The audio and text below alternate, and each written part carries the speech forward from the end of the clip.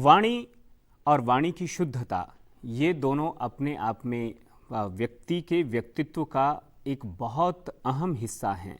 जब कोई साफ बोलता है, शुद्ध बोलता है, उसकी वाणी में, उसके शब्दों में जब एक धार होती है तो वो धार लोगों को प्रभावित करती है। पर उसके साथ में शिक्षा और बाकी संस्कार जुड़े होते हैं, ये अलग बात है।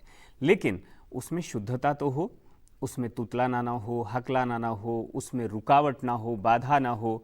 इन सब को कैसे दूर किया जा सकता है, इनसे प्रिवेंशन कैसे लिया जा सकता है, इस सारी बातों की चर्चा आज करेंगे हमारे साथ आचार्य आशुतोष जी। आचार्य जी, बहुत बहुत स्वागत है आपका आज। और सबसे पहले हम इसे समझने की कोशिश करेंगे कि ये शुरुआत कहाँ से होती है इस समस्या की।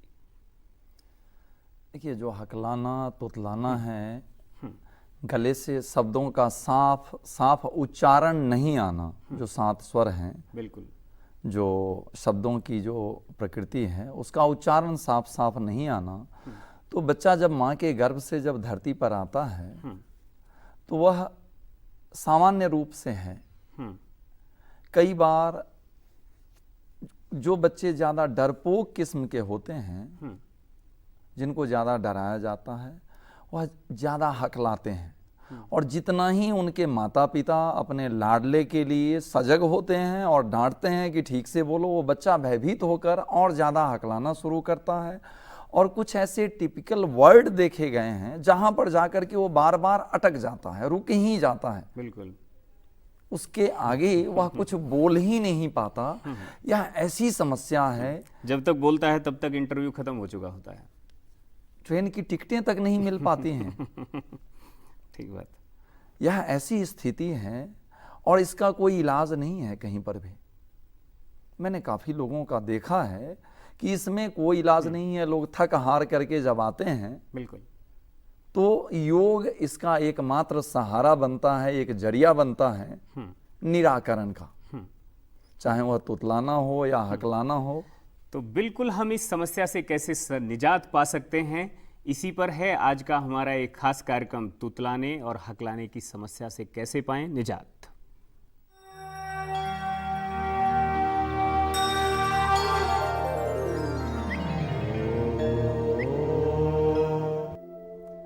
यह जो हकलाने और तुतलाने जैसी समस्या है, इसके लिए कुछ सिलेक्टेड आसन हैं जिनका अभ्यास आपको रोज दिन करना है।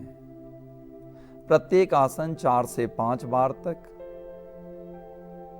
प्रत्येक प्राणायाम का अभ्यास आपको अपने दैनिक जीवन में जोड़ लें तो निश्चित रूप से आप भी निजात पा सकते हैं। आपका लाडला, आपका यदि कोई करीबी या नज़दीकी है, वह भी इस समस्या से छुटकारा पा सकता है।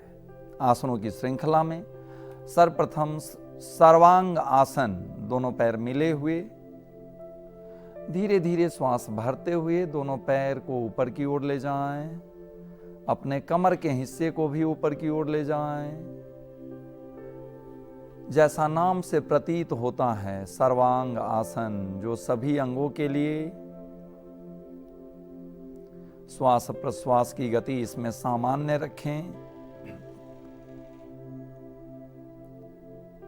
जो गले के प्रदेश पर, कंठ के प्रदेश पर जो दबाव पड़ रहा है, आप देखें कैसे जालंधर बंध इसमें लग गया है, चिन चेस्ट को टच करता हुआ।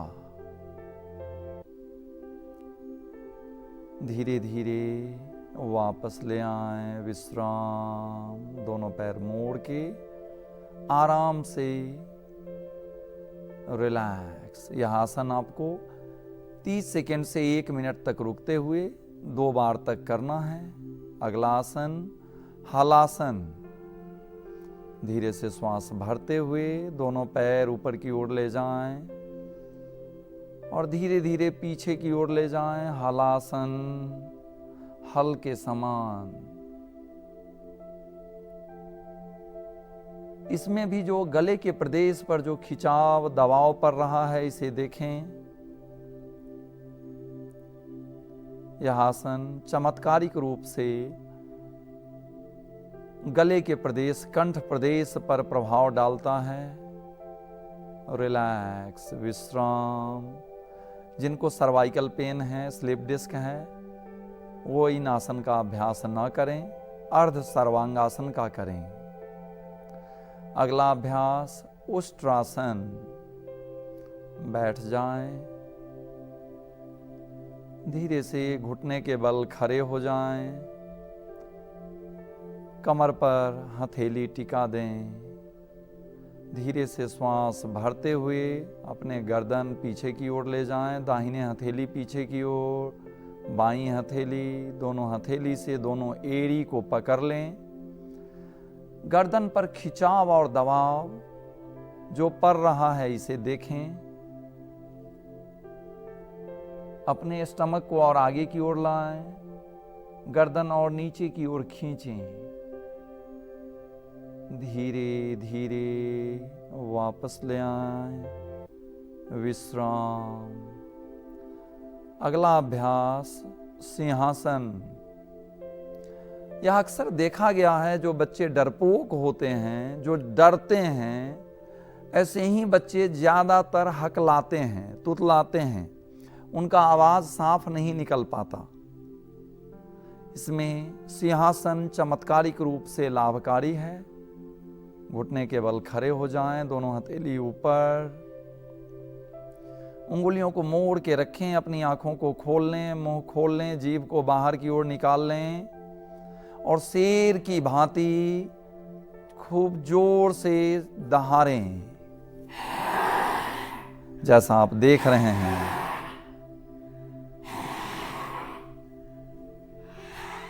रिलैक्स। इसका अभ्यास 2 मिनट तक करना है आपको, चाहे आप किसी भी उम्र के हैं। 2 मिनट तक आपको इसका अभ्यास करना है, सिंहासन, और 2 मिनट से लेकर 5 मिनट तक का हास्यासन।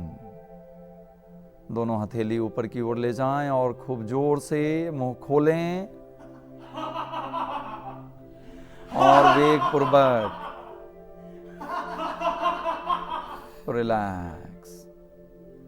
बिल्कुल। तो यहाँ पर हम देख रहे थे कि किस तरह से हकलाना, तुतलाना, उसकी समस्या से किस तरह से निजात पाया जा सकता है। उसके लिए जिन आसनों के पैकेज को यहाँ पर समझाया गया, बताया गया, उसको हमने समझा। हम अभी प्राणायाम को समझने की कोशिश करेंगे। सूर्य नमस्कार को लेकर पहले भी हमने कराया है और मुझे लगता है समय की भी शायद थोड़ी मर्यादा है। तो प्राणायाम कौन कौन से ऐसे हैं जिनको हकलाने, तुतलाने की समस्या से निजात पाने के लिए, छुटकारा दिलाने के लिए किया जाना चाहिए? जो कपालभाति और उज्जयी प्राणायाम हैं, यह दोनों प्राणायाम चमत्कारिक रूप से लाभकारी हैं, कपालभाति और उज्जयी प्राणायाम। तो दर्शकों, आप तैयार हो जाइए। 2 प्राणायाम और साथ में हकलाने और तुतलाने की समस्या पर नियंत्रण करने की कोशिश।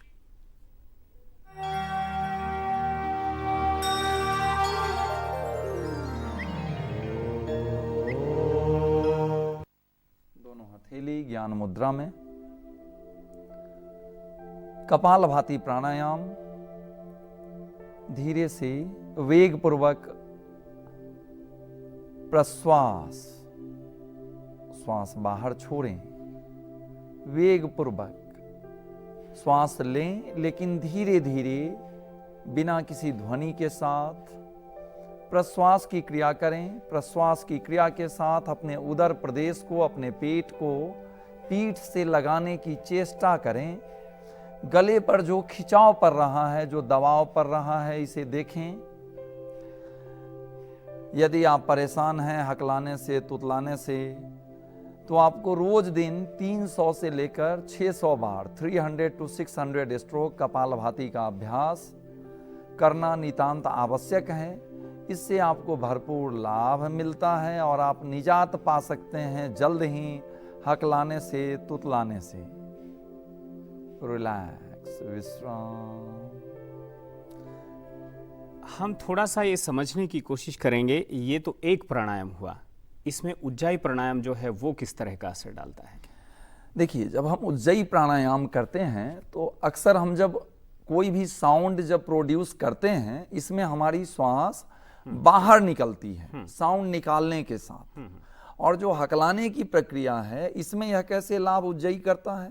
तो उज्जयी प्राणायाम में हम श्वास अंदर खींचते हैं और तब हम साउंड प्रोड्यूस करते हैं, जिसमें गले के हिस्से को यह टोन अप करने के लिए बहुत प्रभावशाली अभ्यास है। जो यह ध्वनि, जहाँ से विशुद्धि चक्र है, जहाँ से ध्वनि निकलता है, जो चक्र, जो ग्लैंड इसके लिए रिस्पॉन्सिबल है, उस पर सबसे ज़्यादा प्रभाव डालने वाला यह प्राणायाम। अगर हम चलते चलते जल्दी जल्दी कुछ बातों पर चर्चा करें, घरेलू नुस्खे किस तरह से काम करते हैं, क्या कर सकते हैं, षटकर्म में क्या कर सकते हैं, आहार विहार खान पान किस तरह का हो, एक्यूप्रेशर जो है वो किस तरह का हो, कोई टिप्स अगर आप बताना चाहते हैं वो, तो ये हम चाहेंगे कि आप क्रमशः अपने आप ही। देखिए, इसमें जो कुंजल की क्रिया है, पानी पी करके वमन करके निकालना, बिल्कुल, बाघी और जल नेति जैसी जो षटकर्म की क्रियाएं हैं, वह बहुत प्रभावशाली अभ्यास है इसमें। और खासकर जैसे उज्जयी प्राणायाम है, ऐसे ही ओंकार प्राणायाम, जो ओंकार नाद है, यदि कोई भी बच्चा, बड़ा या बूढ़ा, जो लोग भी हकलाते हैं, तोतलाते हैं, या उनका साउंड, वॉइस क्लियर नहीं आ रहा है, पार्टिकुलर किसी शब्द का भी, किसी वर्ण का भी, तो उसके लिए ओंकार की ध्वनि का उच्चारण वह व्यक्ति 2 मिनट से लेकर 5 मिनट तक आप करें, आपको भरपूर लाभ मिलेगा। आपकी आवाज स्वतः ही साफ हो जाएगी और सुरीली हो जाएगी। एक्यूप्रेशर कोई पर्टिकुलर क्या किया जाए एक्यूप्रेशर? देखिए, एक्यूप्रेशर के लिए जो खास कर देखा गया है कि इस हिस्से में इसका यह जो प्रदेश का भाग है, यहाँ से लेकर और गले का ये हिस्सा खास करके, और अंगुष्ठ के पिछले हिस्से का, यहाँ पर दबाव डालने से यह गले के प्रदेश पर इसका प्रभाव पड़ता है, जिससे कि साउंड प्रोड्यूस करने वाली जो ग्रंथियाँ हैं वह धीरे धीरे पूर्ण रूप से एक्टिवेट होती हैं, खुलती हैं, और धीरे धीरे जो वोकल साउंड है वह साफ होना शुरू हो जाता है। बिल्कुल, बहुत बहुत धन्यवाद। आपने जिस तरह से इस समस्या के सभी पहलुओं को छुआ। यहाँ पर अगर आपका कोई सुझाव है, आपकी कोई सलाह है, कोई फीडबैक आपका है, तो आप हमें संपर्क कर सकते हैं। हमारा पता है योग निरोग, Lok Sabha television, FB 116, parliament library building, parliament house, नई दिल्ली 110001। हमारा ईमेल पता है yognirog.lstv@gmail.com। तो यहाँ पर पूरे के पूरी जो बात है उसका एक तरह से जो लब्बो लुबाव है, जो निचोड़ है, वो ये निकल करके आया कि ये हो सकता है कि ये आपके बालक का कोई फियर सिंड्रोम हो, कोई डर की, कोई किसी तरह की उस तरह की बात रही हो। इसलिए जो कॉन्फिडेंस है, उसको, जो आत्मविश्वास है, वो पैदा करना वो बहुत ज़रूरी है। उसके लिए जिस तरह से सिंहासन, हास्यासन, इस तरह की जो चीज़ें हैं, उन चीज़ों को अगर किया जाता है तो वो किस तरह से वो असर डालती हैं, ये करने से पता चलेगा। आपके साथ अगर समस्या है, परिवार में किसी को समस्या है, तो निश्चित तौर पर आप इसे अपनाइए और अपने रोग को पूरी तरह से दूर भगाइए। और फिलहाल मुझे भी दीजिए इजाज़त, फिर मिलेंगे। नमस्कार।